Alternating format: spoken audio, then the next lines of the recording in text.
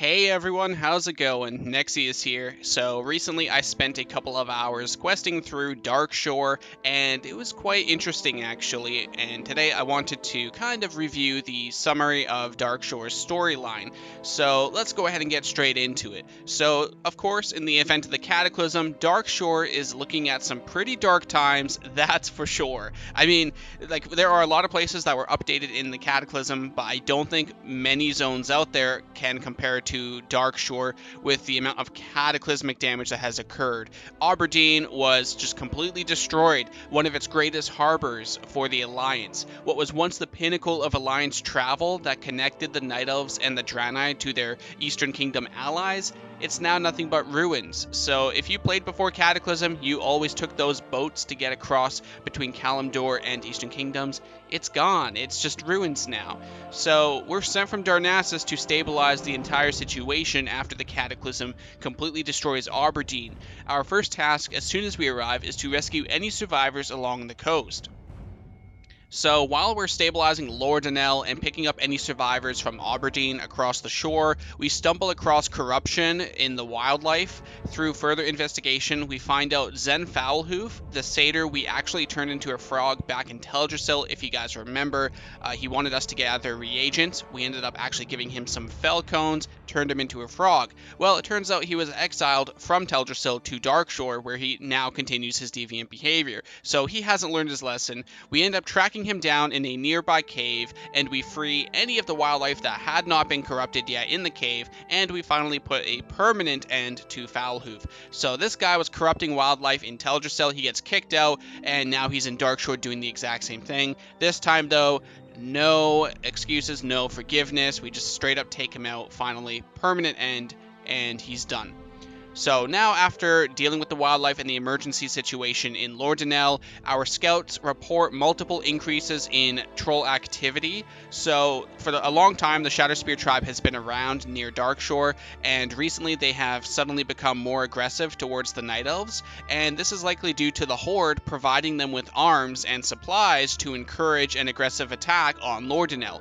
So before they can actually organize a strong attack against us, we're able to launch a decisive strike on the outskirts of their villages, torching their supplies and taking out any potential leaders that might rise up later when we kill the actual leader. So the potential leaders aren't exactly guarded as well as their chieftain, so of course we take them out first, we deal with the supplies. This causes the Shadowspear to retreat and corner in a small sector of the mountains with one of their last remaining villages.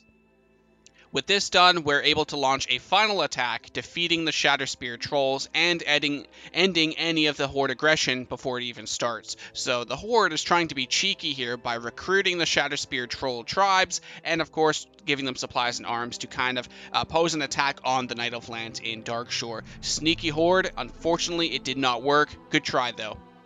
With the immediate threats to Lordanel dealt with, we can now turn to saving the entirety of Darkshore itself. Darkshore is in major trouble. The Cataclysm has caused many of the elements of Darkshore to become unstable, spawning a destructive cyclone which Malfurion is trying to keep under control, countless unstable water elementals across the shore which we dealt with earlier when we were rescuing survivors, countless amounts of fire elementals in the Burning Strand, or the Blazing Strand, just a lot of them are now just extremely aggressive, and of course the air elementals near the ruins of Aberdeen have become unstable as well.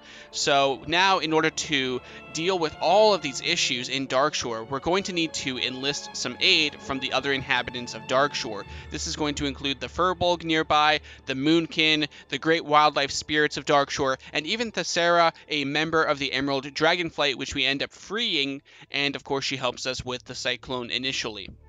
So once we get the aid and we help calm the water elementals near Lordanel, the air elementals at the ruins of Aberdeen, and the fire elementals at the Blazing Strand, we discover an unknown disc in a nearby pond south into Darkshore, radiating a corrupting magic on the nearby wildlife. Of course, it's a Night Elf zone. What's not corrupting wildlife? Am I right? Just there always seems to be wildlife corruption in these Night Elf zones. I'm getting tired of it. Anyway, after gathering the seeds of the earth, the air, and the sky across Darkshore, we bless the wildlife to prevent any further corruption. Then we use the same magic here, the same reagents of nature itself, to counteract any of the disc's remaining magic. By doing this, we actually irritate the disc, which causes one of the faceless ones to spawn, and he is Yothal the Devourer. He emerges very angry. We take care of him, we destroy the disc. Hopefully the wildlife corruption is now over. We have them protected through the reagents of nature itself. We've dealt with the corrupting disc. Now we need to turn our head towards the Twilight's Hammer, which is actually responsible for causing these elementals to be unstable. They were controlling some of the elementals as well to be aggressive, and now we also have that disc as well. So between the disc and the sudden Twilight's Hammer activity, it's safe to say the Twilight's Hammer has something pretty big planned. So we decide to scout out their operations, and we learn that they are digging the remains of some kind of ancient enemy of Darkshore. So, with the aid of Ironforge archaeologists in the area, we learned that they actually know who this is. This is Sogoth the Slitherer, who once battled 20 mountain giants, and only one survived in that battle. So, knowing Sogoth's level of power here, the fact he could take on 20 mountain giants on his own, we seek out the Horn of the Ancients so we can call them once again to fight against Sogoth, as his summoning appears to be looking inevitable. Unfortunately, when we're looking for the Horn, we discover Queen Azshara and her Naga have appeared, and they have taken the Horn to distract us and Malfurion long enough for the Twilight's Hammer to launch their serious real attack, which is on Mount Hyjal. So this whole time, the Twilight's Hammer has been distracting us in Darkshore so they can launch an actual attack on Hyjal. So Malfurion is forced to leave Darkshore to go and aid Hyjal, which leaves it up to us to save Darkshore from Sogoth the Slitherer. With the Horn of the Ancients, we are able to call upon the Ancients of War to interrupt the summoning early, which forces Sogoth to appear with only a fraction of his power. And with the aid of the Ancients, the Animal Spirits, the Firbolg, Moonkin, and many others in Darkshore, we defeat the Twilight's Hammer in Darkshore, and of course, the Avatar of Sogoth, saving Darkshore, and possibly even Teldrassil from the old gods once again. So that boils down the story of Darkshore. The Cataclysm caused a massive crash to Aberdeen, completely destroying it. There goes the major harbor of the Alliance. The Night Elves are forced to retreat to Lordanel since Aberdeen is gone.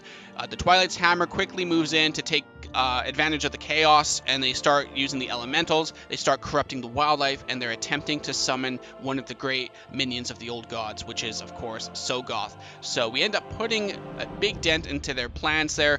On top of that, we also cannot forget the Horde here trying to do something cheeky. So to me, this is an act of war, of course, in the Cataclysm, where the Horde is arming and providing supplies to the Shatterspear tribe, trying to get them to attack Lordanel in a time of chaos. So yeah, we stopped the Horde. Good try, Horde. And then of course we stopped the Twilight's Hammer with their plan of summoning Sogoth. Well, actually technically we didn't stop it, but we did stop most of his power. We stopped the full summoning. He did kind of get through still, but we ended up defeating him. So that's the story of Darkshore. I hope you guys enjoyed this video. Thank you so much for watching, and I'll see you on my next one.